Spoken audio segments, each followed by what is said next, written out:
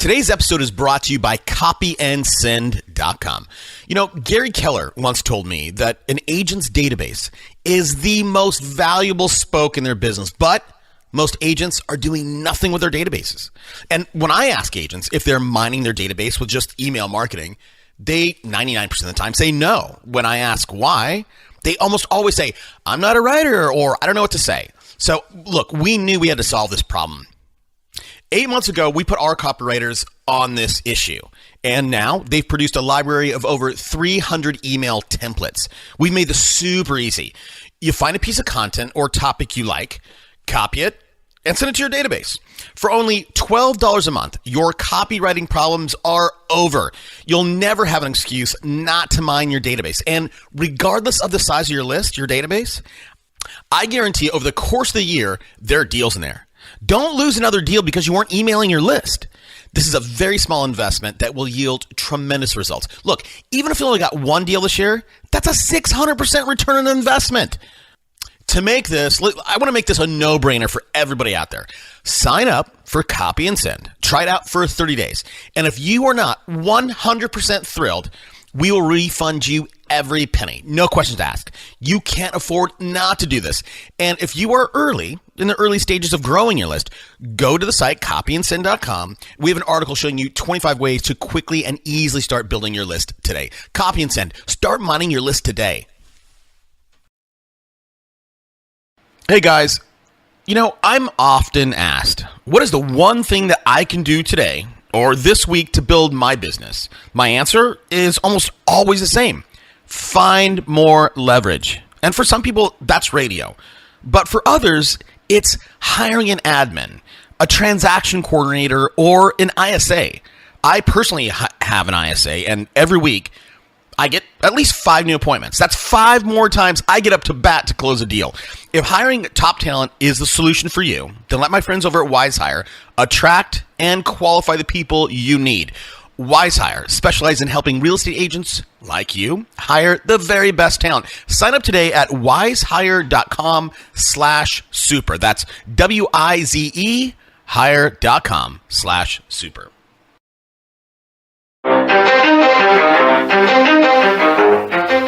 Welcome to Super Agents Live. This is the one place where you can come and hear the most successful people in real estate. You'll hear how these super agents built their businesses, how they stay productive, and how they stay motivated. Who am I? My name's Toby Salgado, and I made my first million in real estate. And I'm your host for the next 30 minutes while we talk to yet another amazing real estate entrepreneur. Stay tuned.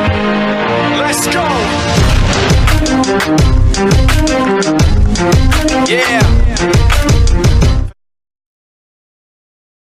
Today on the show, I'm excited to talk to today's guest. Now, today's guest is a Forbes contributor. He's a best-selling author of Brand versus Wild. I'm thrilled to welcome Johnathan David Lewis. Johnathan, how you doing, man? Hey, I'm doing great. Thanks for having me, Toby. Of course.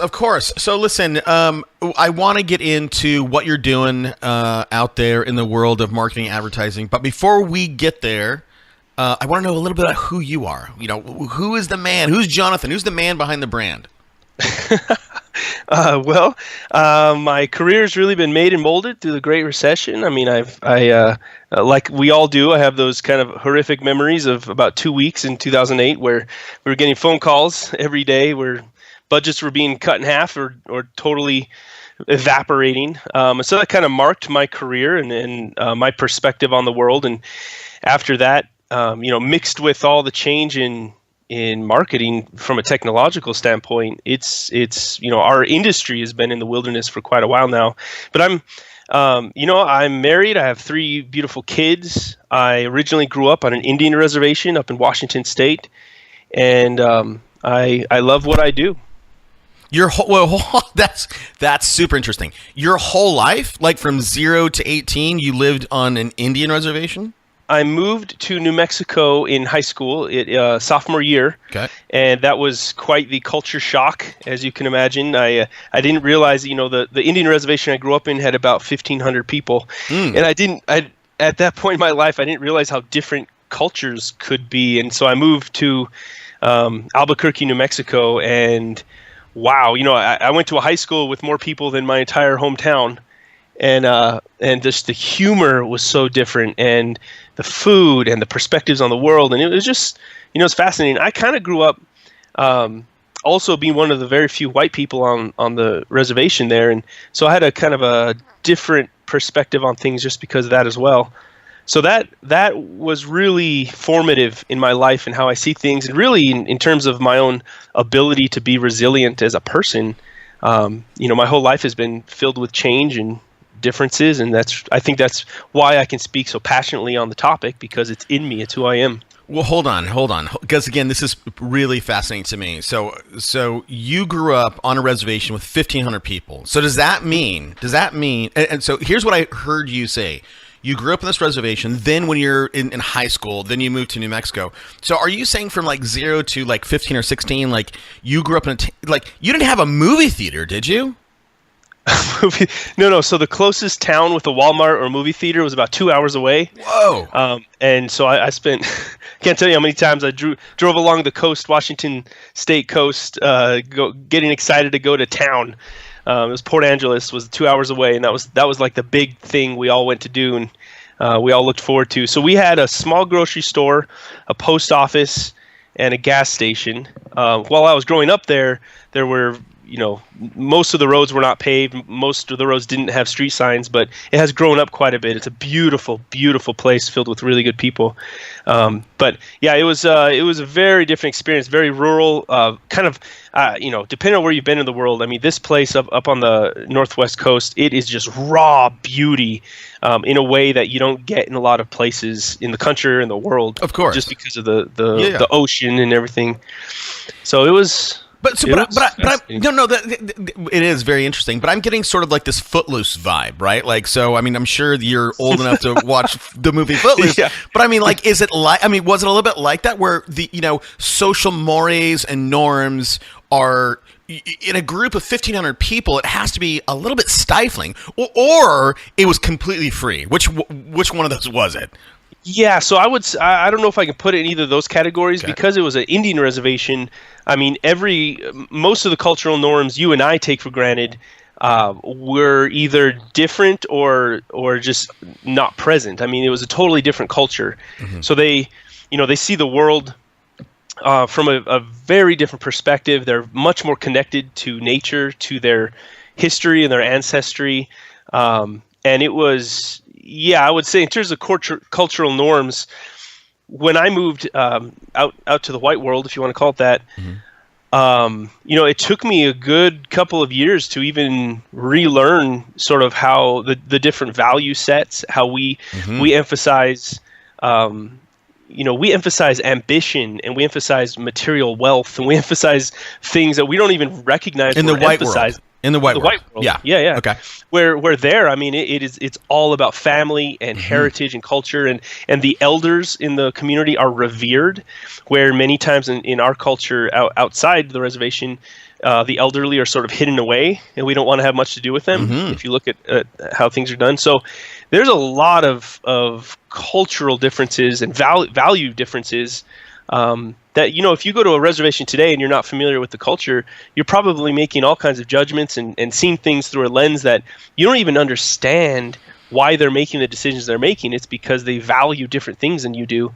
And it's just hard. It's hard to understand unless you've grown up with it, been part of the mm-hmm. culture and all of that. And that's something that is really important as we consider marketing or sales or anything, understanding the culture. It's not just a platitude that marketers say. If you really take it seriously, there are many. I mean, there's hundreds, thousands of cultures around our country.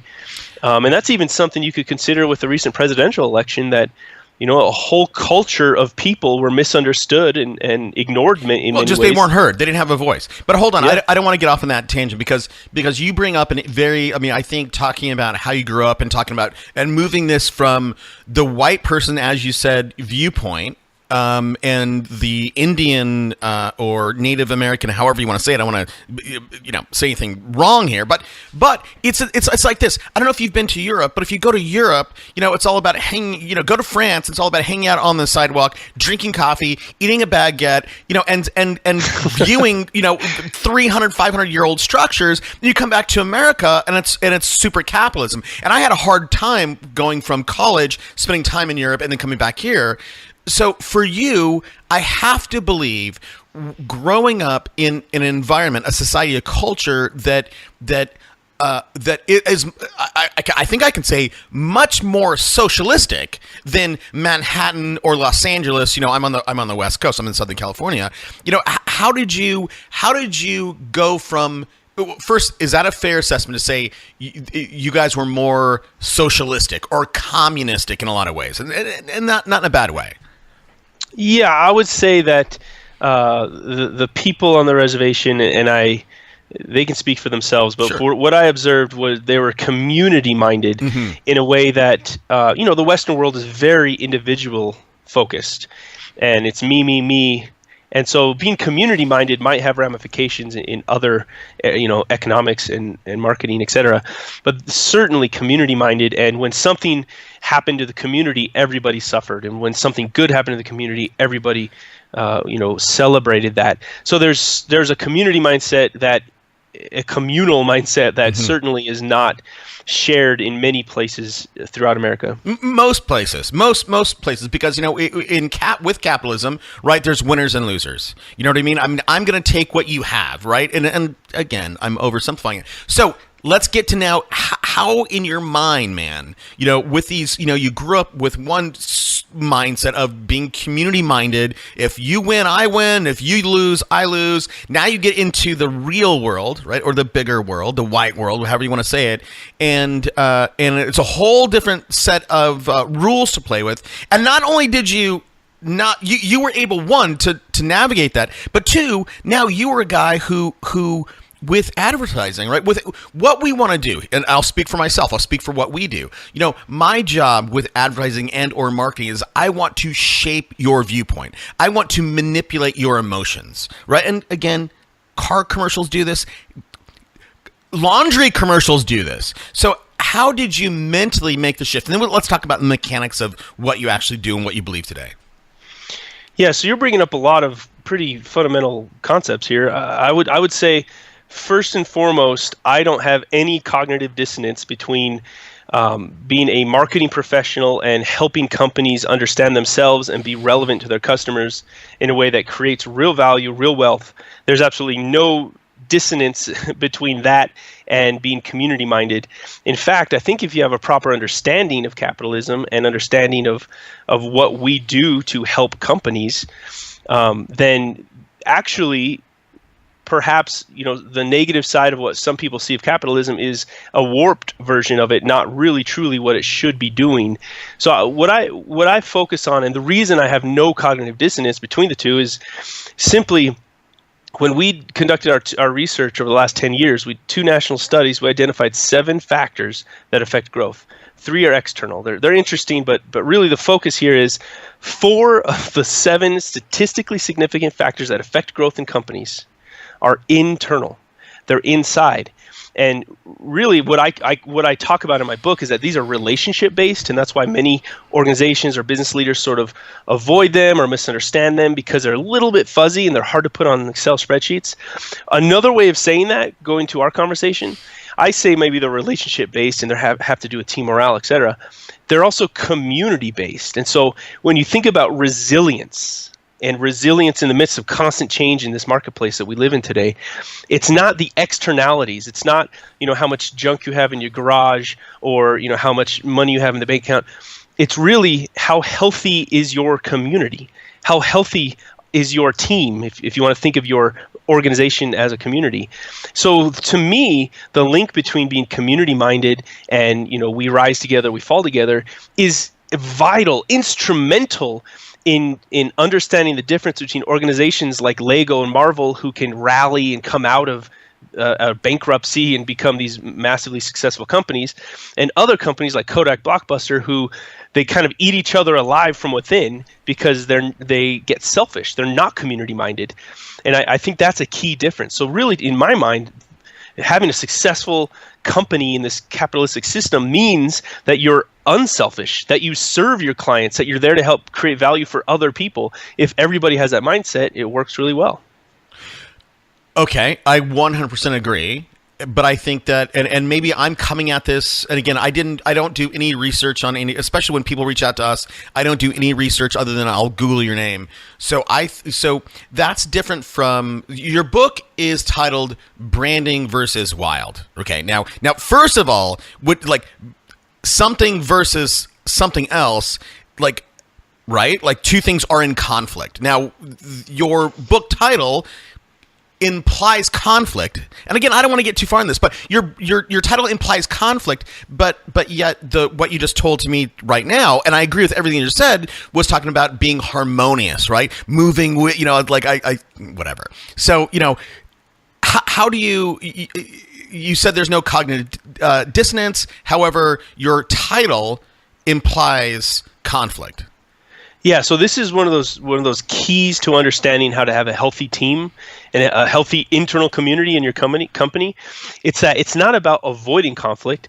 It's also not about having too much negative conflict. It's about having healthy conflict. And a really, really good book that I suggest to anybody is Getting Naked by Patrick Lencioni. He's a master in really breaking down fundamentally what business is all about. And he says there's two concepts that are really fundamental to having a healthy company. Number one, you have to enter the danger. And this is the idea that we sit in these meetings all day, we go through our reports, we look at PowerPoints, we do our thing. But usually when we're struggling with some sort of challenge, there's something nobody's saying. There's somebody across the room who's thinking something and just rolls their eyes but doesn't bring it up.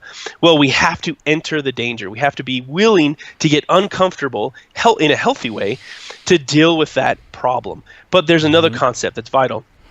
When we enter the danger, we have to do it with kind truth, because truth by itself can be negative. It can hurt somebody. It can push somebody away from the action you want. But kindness by itself is impotent without truth. So as you enter the danger, do it with kind truth. And when you do those, when you actually operate with those two principles, you are fostering healthy conflict, which actually creates far more harmonious environments than if you were to pretend like everything's okay and just avoid things, which we see in a lot of companies, or if you have some sort of negative situation where it's really toxic and people are awful to each other. So healthy conflict is actually part and parcel of having a healthy brand, a healthy company that can deal with the wild of this modern economy. Right. Well, again, I agree with you.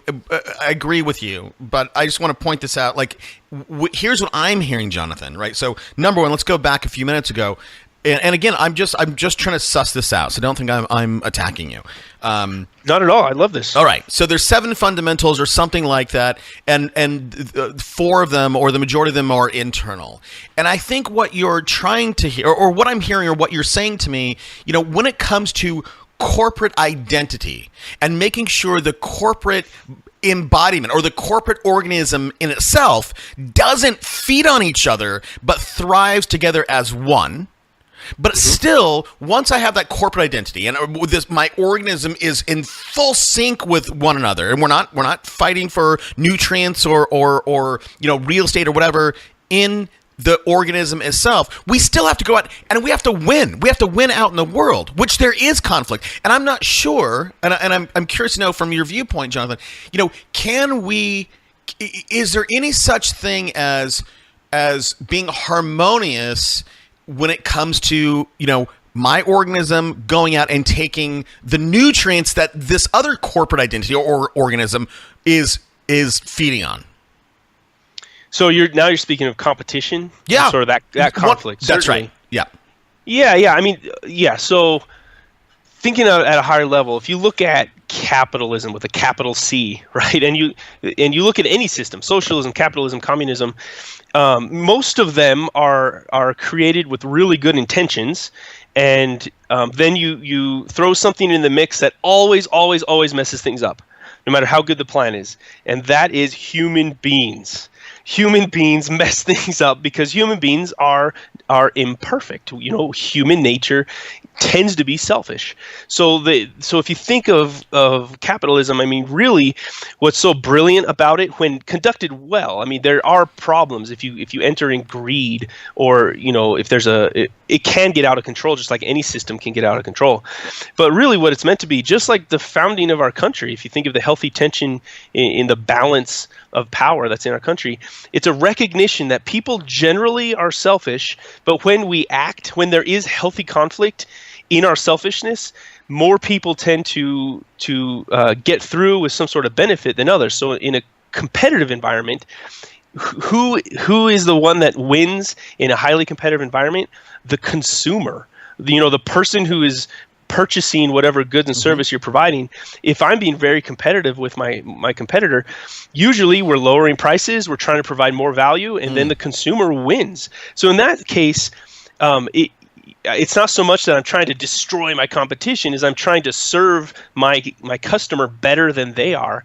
And if a company can't do that well, if they can't serve a customer well, then it's not necessarily a bad thing if they decline or go away. It's really should be that way Survival because someone of the else is serving them better. Yeah, absolutely. You're going to go extinct. I 100% agree. So here's what we need to get to is how do we take, I mean, you're obviously a smart guy. You're a thoughtful guy. And I have to believe that, growing up on a reservation and, hiking, there's nothing to do, right? The closest Walmart, right, which if Walmart is a treat, like you're in trouble. Yeah. But, you spent a lot of time hiking up the top of the hill and thinking about, right, like life and the world and, how we all interact with one another. So you're a thoughtful guy.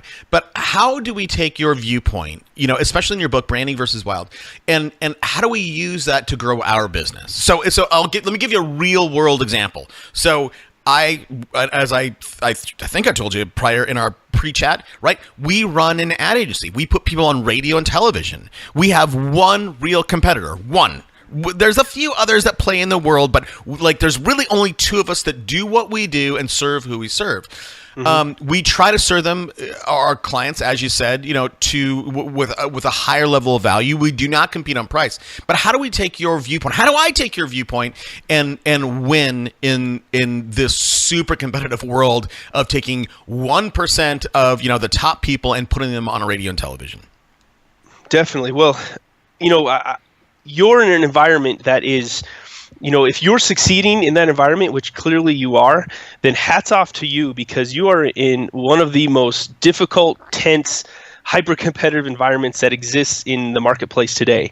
And really emotionally, the wild is just this overwhelming feeling. We get up every day, all of us, doesn't matter who we are. We look at the headlines and the world is in turmoil. Markets are changing. Industries are in upheaval. Things are changing too fast, and so it's overwhelming and we feel isolated. That's emotionally what the wild is. The wild technically is defined as those 3 of the 7 external factors that are statistically significant in affecting growth.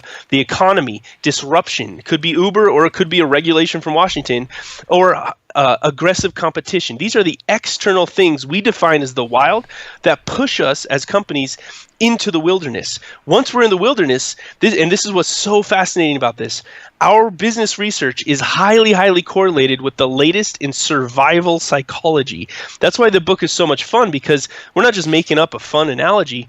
You can look at the science of survival psychology and glean real life lessons for all of us in business. So what we learned when those 3 external factors, they push you in the wilderness, so the competitor gets aggressive or a competitor gets aggressive or Uber comes along. Once you're in the wilderness, the key difference between those groups that face the hellish environments on earth that are just awful and hard and survive, and the groups that face those environments and decline or go away, isn't the external circumstances. It's not how much money's in the bank. It's not what the weather's like. It's none of those external factors. The key difference between those groups is the internal dynamics. Do you have focus? Are you afraid? Are you inconsistent? Do you have alignment among your team? To the degree you are healthy among those 4 dynamics is the degree which you are resilient and able to succeed while everything around you is changing. Okay. So I think for everybody, You're a dense guy. Like somebody like you, like I have not read your book, but my feeling is if I did read your book or listen to your book on Audible, is it on Audible, by the way? It is. All right. So everybody go get a copy, use our link, go to audibletrial.com/superagents, look up Johnathan David Lewis, Branding versus Wow. Get it. Get a copy for free when you sign up for Audible. Now, when you mention, here's the interesting thing to me, and again, sometimes I read into stuff that's not there, so you tell me if I am. You know, if you and I right now parachuted into Montana, right, the 4 external things we should be thinking about is, and I think this is in order, I'm sure you can correct me: fire, water, food, shelter. Now, when it comes to business, are you taking those 4 real-life external factors that we need to focus on for survival out in the world, and then applying them in a corporate or business sense? Yes, but this is what I would say. If you're in business today and you're leading anything of significance, you probably are good enough to figure out water, shelter, fire, food, right? This is the key difference. It's not just those 4 things. If you and I are, fall out of a plane and miraculously survive, the key difference between you and I, whether we're going to survive or not, is how healthy you are internally, how well you are able to control your fear, think logically, focus on how to survive, and then be consistent in as you try to attempt to hike out of there. And this is what's so cool about this research. If you look at survival psychology, there is something that is proven by the research, yet still remains a mystery, and it's called the will to live. And if you look at these amazing stories of survival, you find circumstances where prisoners of war will be healthy. They'll have the same amount of good health. They're not sick. There's nothing wrong with them. Yet one will live. One will actually choose to die, not because his body is in a bad place, but because the will to live has left. And there's all these stories of your mindset. Mm-hmm. And then when you add the group dynamic, so if you and I are on the same team trying to survive, if you and I hate each other and I don't trust you and I don't want to follow you, then I'm going to undermine everything you do. I'm going to be passive aggressive or aggressive, and you'll be far less likely to survive. Not because you don't know how to get fire and make food and all that stuff, but because your team is unhealthy. Mm-hmm. So the key here is, as marketing professionals, as business professionals, yes, you better be on top of your game in terms of your business, but the key differentiator for the future, if you want to be resilient, you better be on top of your game for you and your team in terms of how you work together, because that's the key difference. You're right. So it's so funny, Johnathan. I agree with everything you're saying, but I'm 30 degrees off from you, and I'm trying to bridge that gap between us, because I agree. So the will to live, right? I mean, that's why when people are in the hospital, if they suffer a stroke or heart attack and they're in a coma, they're out. Like the doctor will say, "Is he a fighter?" Right? Does he have that will to live for him to pull his own self out of there? And I think another corollary of that is when I see this in business all the time. You can have a guy that's sort of a slacker, or a girl that's sort of a slacker, and all of a sudden they get pregnant. And guess what? They're like, whoa, now we have something to take care of. And that's when they pick up their game to 3 degrees. Mm-hmm. Now here's the thing though. Right, so you can have a slacker who's barely making it, and the last few minutes that you were talking about survival. You and me surviving out in the world, we get dropped in Montana. Surviving is one thing, man, but I don't want to survive. I want to thrive. I'm not here to make a living. I'm here to make a killing. So that's it right there. Okay.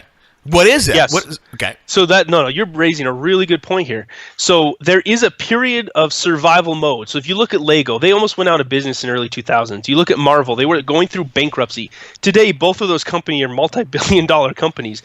How did they do it? Both of them went through a period of what you and I might call survival, where you got to hunker down. It's all about cash, and you're just trying to survive. That is not, that does not make you thrive. That is not something that's sustainable through time. You wear your team out. You never get out of the mindset of surviving, because you have to really get into a different mindset to grow and to adapt and to invest in the future, which requires risk, etc. Mm-hmm. So in terms of survival, if your company or you are just in a bad place, there are specific steps you need to do to turn that around. One of them is probably a short period of time where you're in survival mode. That's not right. That's not enough. And so you've really hit on it here. In order to get out of that, you have to stop. You have to regain control over your physiological situation, which often is really being paralyzed in a tense situation.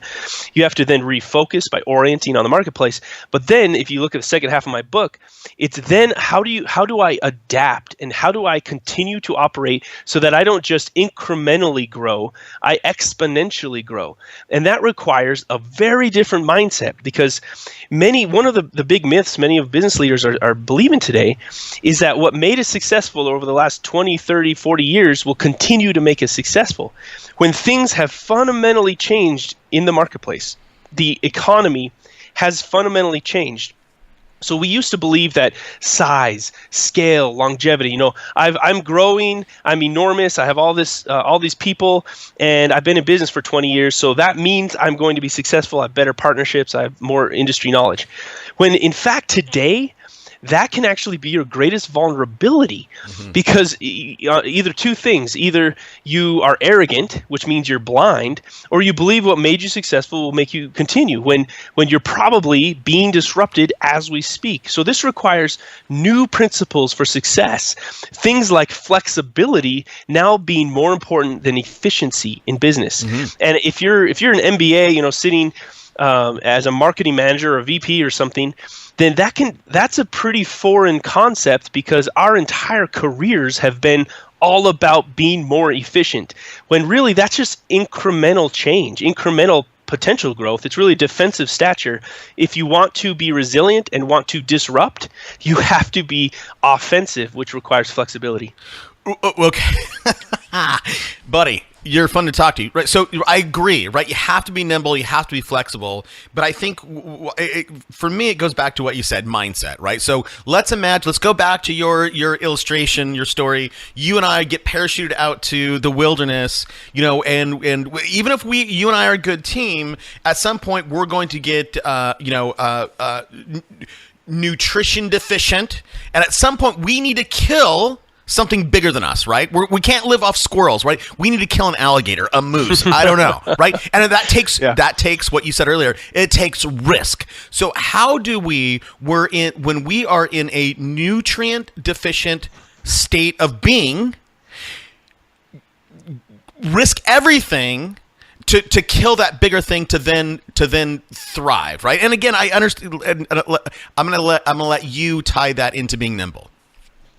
Yeah, so I guess what I would say is good question, because if it's again about scarcity and survival and okay, why you're asking me to take on risk when I'm just trying to feed my kids? Right. I get that, and that's where a lot of us are. If you're in that situation, you're probably highly commoditized and probably not adding much value to your marketplace. That value is margin and profit, and to the degree you're fighting for tiny half a percentages of incremental growth, you're not providing value. You're fighting in the margins. So this is what I would say. Again, you can feel like the world's against you and everything is set up for you to fail. When the key difference again is having perspective and operating under a new set of rules. If you continue to constrain yourself with the idea that success means that I need to grow to, have a 500-person company and I need to have, X amount of this and that, I would challenge you and say, is that the right benchmark anymore? When really, if you're small, you may not recognize this, but you have an enormous advantage over folks like Nike. I mean, Nike just announcing big layoffs because they're being disrupted by Under Armour. Who, 5-10 years ago, who could have guessed that some no-name company named Under Armour was going to disrupt Nike? I mean, who disrupts Nike? They're the champions. They got this thing down. So I would say there is hope. It doesn't matter how many resources you have. You look at your situation and say, okay, what do I do with what's right in front of me? And recognize that you are actually in an advantageous position if you are small, because you can pivot. If you're working in the margins today, you probably need to reconsider the value of what you're offering. And this is something that I've seen a lot in the real estate community. I've done some work in the real estate community, not to the extent you would be the expert there. But what I have noticed is a lot of the leaders I talk to constantly complain about Zillow. Zillow this, Zillow that. Well, guess what? You know what I've also seen in every industry I work with that's disrupted? They're all complaining.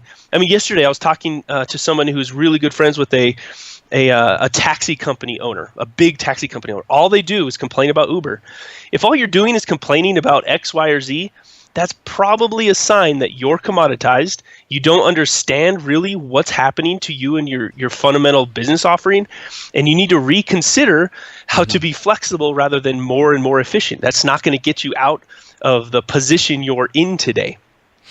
100%. And I think let me dumb this down a little bit for me, right? So in a lot of ways, what you're saying for companies, for business owners, whoever, is, define your own unique value proposition instead of, trying to be, I don't even know, I don't know if you've read, what is the book about the founder of Nike? Great book. But Shoe Dog. Yeah. Shoe Dog. Right. Phil Knight. Yeah. Is it Phil Knight who wrote that? Yep. Okay. So Shoe Dog. So great book.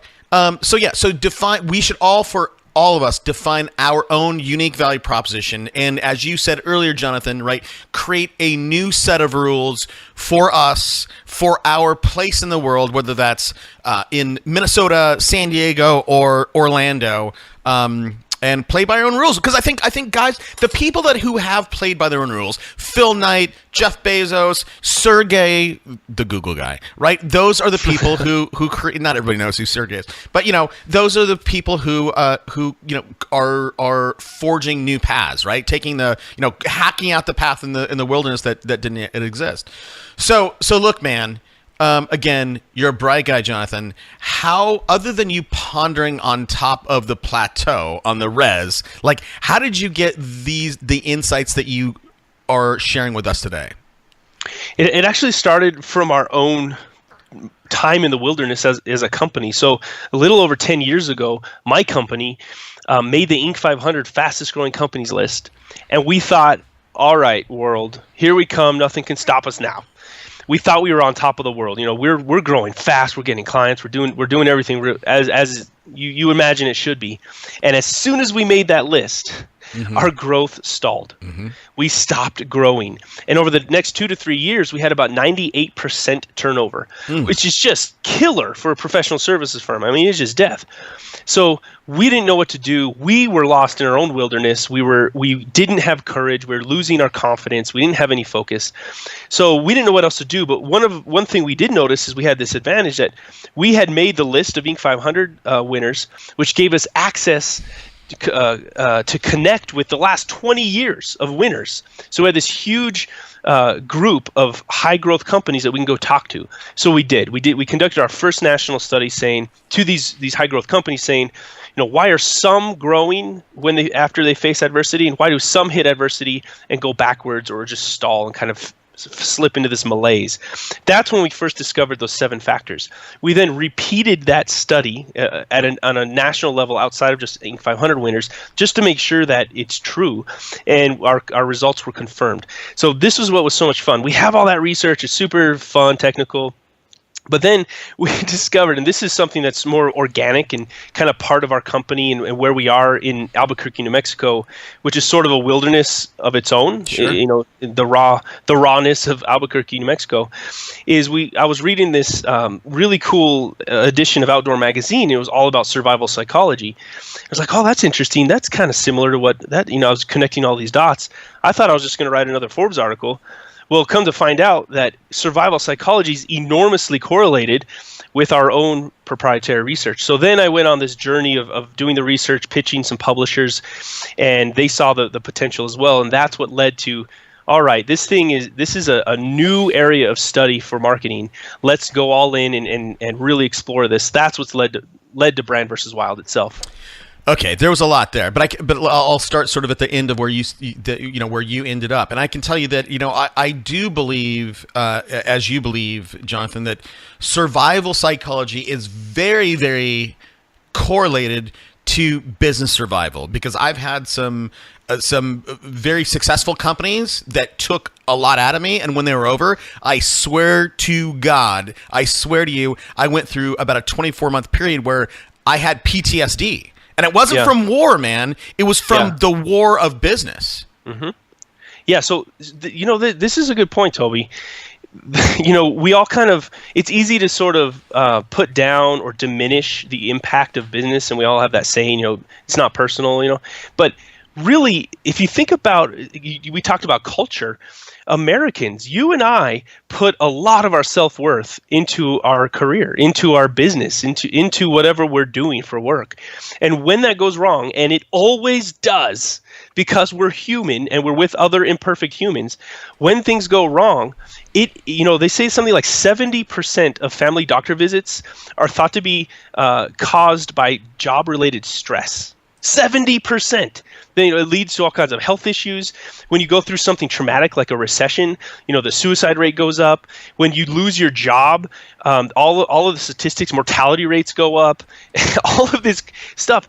It is, how you're performing and whether you are in a healthy place or an unhealthy place when you think of culture is directly related to your own health physically, but also your relationships in your life, impacts your family.